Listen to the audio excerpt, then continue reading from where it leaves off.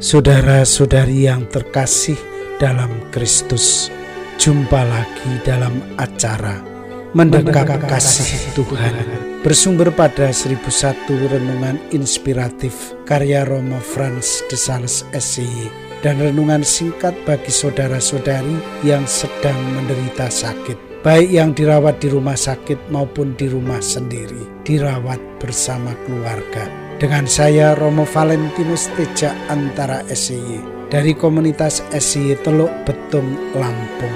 Pada hari ini kita ingin merenungkan tema senantiasa berharap pada kasih Tuhan.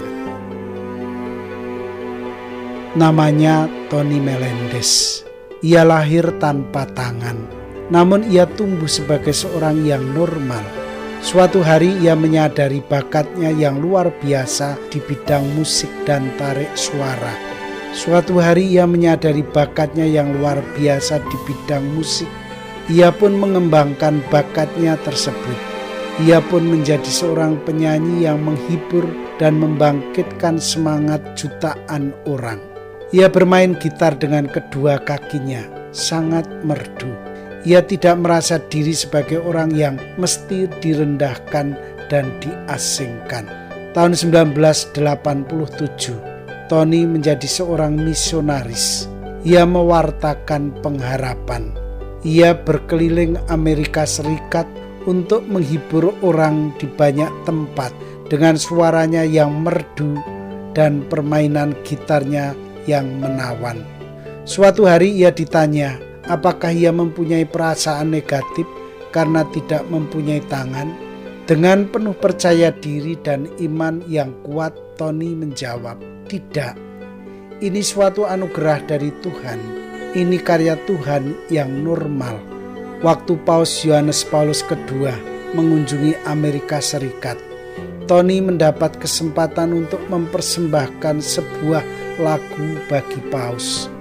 Mata Paus berkaca-kaca. Ia sangat terharu.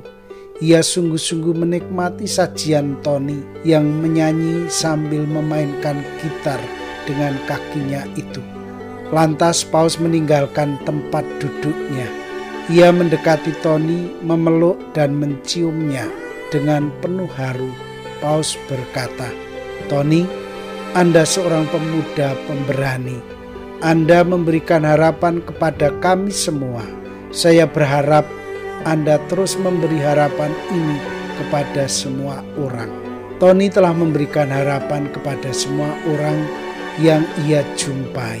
Ia ingin agar sesama yang menderita dapat bersuka cita dalam hidupnya. Ia menyadari panggilannya sebagai seorang beriman. Imannya telah mendorong dia untuk mewartakan pengharapan kepada semua orang yang ia jumpai.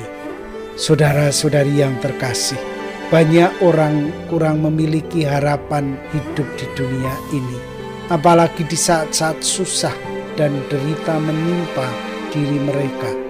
Ada perasaan putus asa menghadapi situasi seperti itu.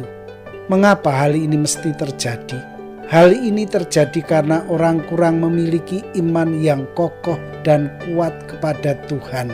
Iman mereka mudah saja dilindas oleh perkembangan zaman. Iman mereka kurang berakar dalam hidup sehari-hari. Saudara-saudari, kisah Tony Melendez memberikan suatu kekuatan bagi kita semua. Hidup ini tidak berakhir dengan kesusahan. Hidup ini menjadi semakin indah karena kita memiliki harapan akan hidup yang lebih baik. Harapan orang-orang beriman itu terletak pada Tuhan. Harapan orang beriman itu bermuara pada Tuhan sendiri. Karena itu, orang beriman mesti selalu berusaha terus-menerus untuk menghadapi susah dan derita hidupnya. Yakinlah, Tuhan tidak akan meninggalkan ciptaannya berjuang sendirian di dunia ini. Tuhan akan selalu menyertai kita semua. Di ujung susah dan derita itu ada Tuhan yang selalu menjaga dan melindungi kita. Mari kita memberikan hidup kita kepada Tuhan. Kita serahkan hidup kita kepadanya karena Dia begitu baik. Dia tidak akan menyakiti hati kita. Justru Tuhan ingin agar kita memiliki kehidupan yang abadi. Tuhan ingin agar kita bahagia. Saudara-saudari terkasih, marilah mengakhiri renungan singkat kita dan merenungkan. Dan doaku selalu menyertai Anda yang sedang sakit.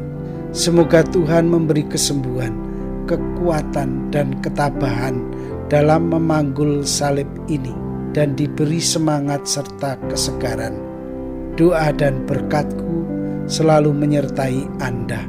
Sampai bertemu dalam renungan selanjutnya.